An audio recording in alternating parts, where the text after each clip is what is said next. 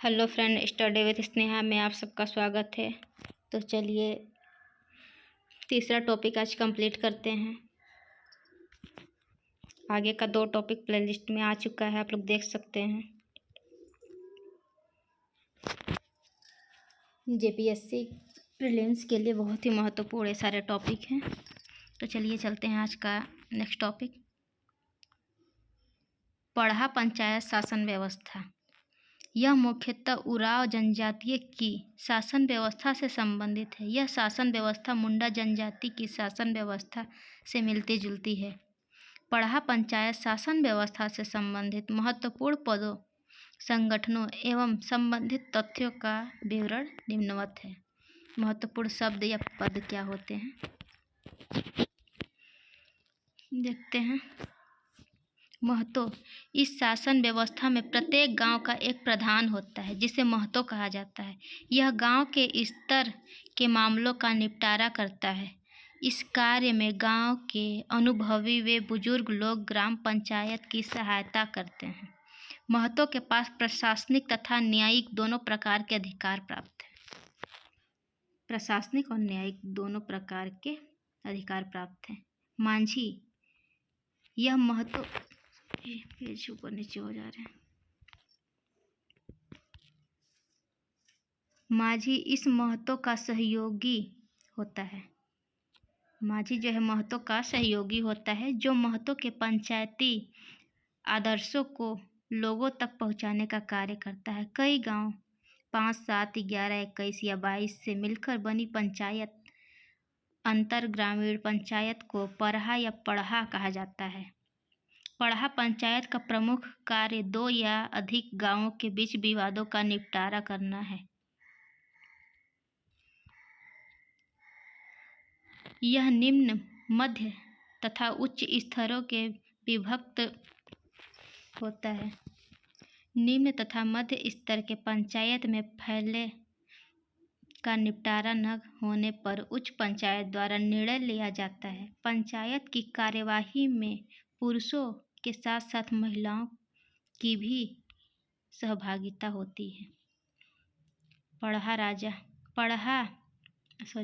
यह पढ़ा पंचायत का प्रमुख होता है। वैसे मामले में जिनका निपटारा ग्रामीण स्तर पर महतो द्वारा नहीं किया जा सकता, उसे पढ़ा राजा को हस्तांतरित कर दिया जाता है। यह सर्वोच्च पदधारी है जो सर्वोच्च न्यायालय की तरह कार्य करता है।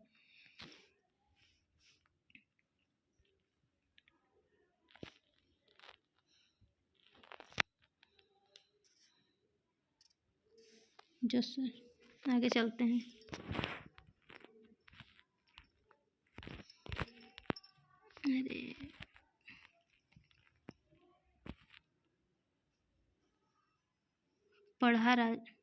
यह सर्वोच्च पदधारी है जो सर्वोच्च न्यायालय की तरह कार्य करता है। यह सभी पढ़ा राजाओं से ऊपर होता है तथा इसके बीच समन्वय बनता है। पढ़ा दीवान क्या होता है? पढ़ा राजा द्वारा अनिर्णित मामलों को पढ़ा दीवान को हस्तांतरित किया जाता है। आगे चलते हैं। थोड़ा जूम कर लेते हैं ताकि आप लोग भी अच्छे से देख सकें।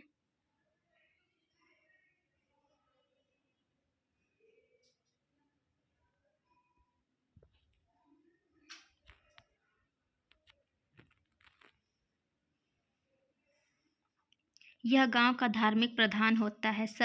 गांव के सभी धार्मिक अनुष्ठान, पूजा पाठ, पर्व त्यौहार, शादी विवाह आदि से संबंधित कार्यक्रमों का संचालन पाहन द्वारा ही किया जाता है। पाहन एक पद किसी शादीशुदा व्यक्ति को ही मिलता है। पाहन को दी जाने वाली भूमि पहनई भूमि कहलाती है। शुरुआत में पाहन का प्रमुख कार्य गांव के सभी प्रशासनिक व धार्मिक कार्यों का संपादन करना था तथा इससे संबंधित कुल को पाहन खूट कहा जाता था। बैगा, इसे बैगा भी कहा जाता है।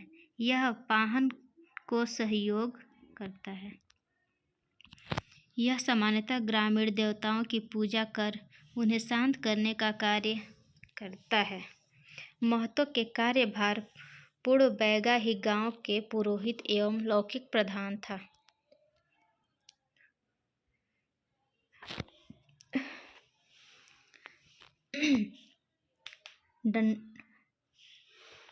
डाडा पढ़ा यह कई गांवों को मिलाकर बनाया गया संगठन है। इसमें पढ़ा के प्रत्येक गांव को सदस्यता के रूप में अधिकार और दर्जा दिया जाता है। इसमें पदों के अनुरूप सदस्यों को अधिकार, कर्तव्य और पहचान चिन्ह प्रदान किया जाता है। पढ़ा पंच आश्विन पूर्णिमा के दिन इसका आयोजन किया जाता है। आगे चलते हैं।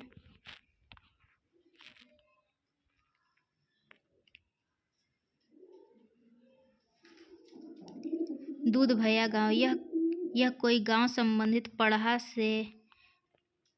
से बिना संबंध विच्छेद किए किसी अन्य पढ़ा से संबंधित होना चाहता है तो उसे दूध भैया गांव कहा जाता है। जब दूध भैया गांव नए पढ़ा में शामिल होता है तो यह अंत पढ़ा बन जाता है। अन्य तथ्य क्या है देखते हैं। इस